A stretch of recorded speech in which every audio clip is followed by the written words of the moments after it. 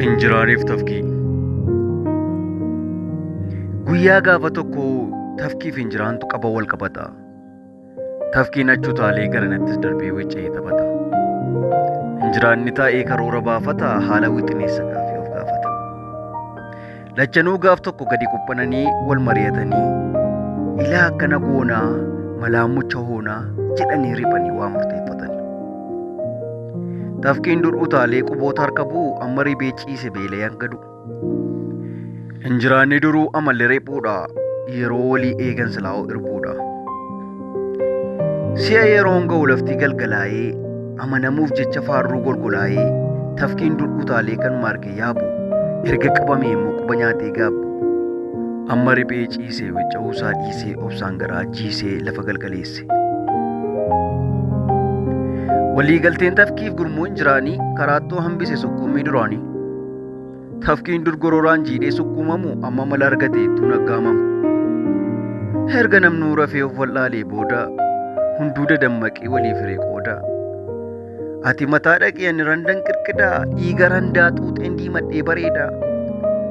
Horee siree guuteen irra dhangala'aa qofaatti yoo nafe tarii nama la'a.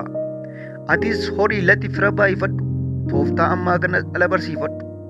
Jedhanii wal gorsuun tafkiin mana guutee mannumta abbaa warraa warraaf jennii taate.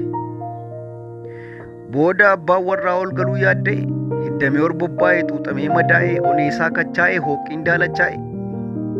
Erga injiraanni dhiiga quufee rafee gara barii lafaa xiqqoo tasgabbaa'ee of gatee kurruufee kunoo reefuu rafaa. Waca simbiraatii weeraree yoo ka'u irribaa dammaquuf yeroo dunquqqaa'u dunquqqii balleessuuf harkaan ija xaa'ee xuriin qeensa jalaaf dhiigni injiraanotaa isatti xiraa'e.